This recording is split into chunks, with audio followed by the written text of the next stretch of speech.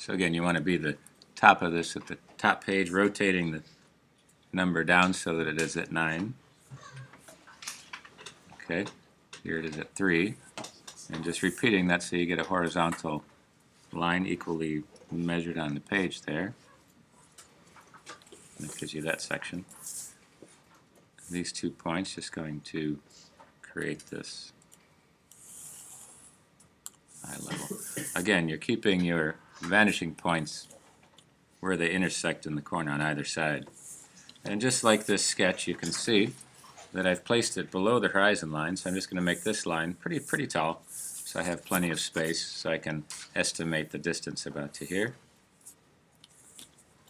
And just again, using the lineup of the ruler down here on the edge of the page, so I'm just going to drag that line right up to about there and take this to the vanishing point. And since it's in pencil, I'll do it light enough, but just so you can tell it's going both left and right to that vanishing point.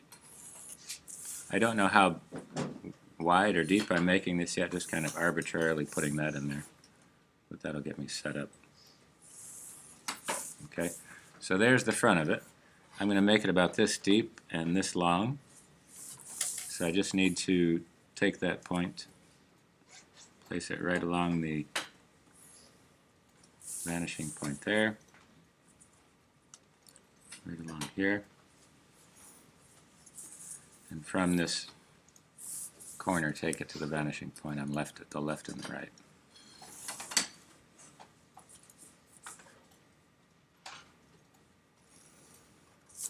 So you can kind of see it faintly. There's the rectangular shape. I just need to divide this into the 8 parts. So at the bottom I'm just going to do the perpendicular line, line it up horizontally. That's going to help me find the measuring section. So from the top point here, I'll put 0 and just come out at 6. And 6 goes all the way to the edge here. And that's the idea. So if I had a smaller number, I'd have to divide 5 into 8. But there it is, 1 through 6. So I'm just going to put it at every 3/4 of an inch. But I'm just going to give myself a light line and then go ahead and make this and see if I can do it right myself.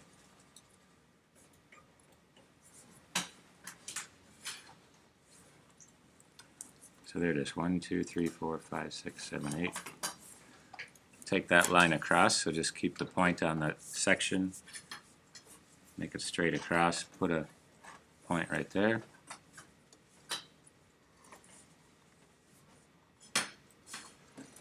Section that off. And it comes across, so not too difficult. Lining these across up to here. Try to be accurate so that your measuring looks good. Nice and accurate for yourself. Again, if you put the pencil right down on the point and then line the ruler up, then rotate it to where you're trying to measure, it makes it a little bit easier. So there is the vertical line. Let's refer back to this. That's this line right here, all divided into 8 equal parts. And now I just have to start to measure that piece across. This is going to be a 3-foot counter, so here's 3 sections up, representing a scale of a foot. It's going to have the 1-inch, 1-foot overhang. There's going to be enough space over there for a door, so I'm just going to I can always extend it, but I'll just keep it right there, make it perpendicular to the top there. There's that section, and then just traverse this side over, so from this front counter shape right here, it's going to come to this side. Here's the top overhang. And where this bottom piece cuts across, it's going to make the bottom of the shelf, so I'm just going to place that in there. And again, crossing the diagonal, finding the vanishing point. This is going to be the vertical behind it. And there I have this piece. So I'm just going to lightly do it in pen because I'm not sure where I'm going to put everything, so I might overlap some of the drawing. But just so you can see it a little cleaner, I'll give it a light pen line to heavy it up so you can see what you're doing.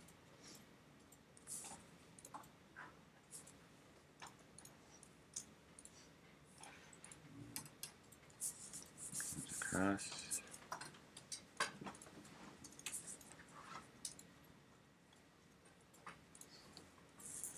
Okay, so that's all the verticals. And then just take your straight edge and place everything right across there. I'm just doing this light, like I said, just to see it a little cleaner for you.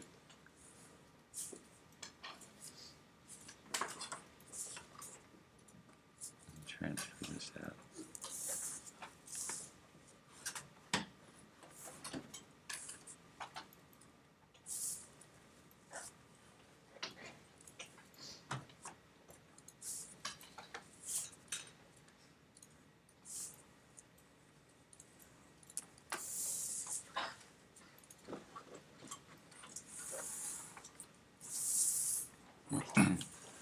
And there you have it. Just the beginning. Try to straighten this out so you get a better angle of it.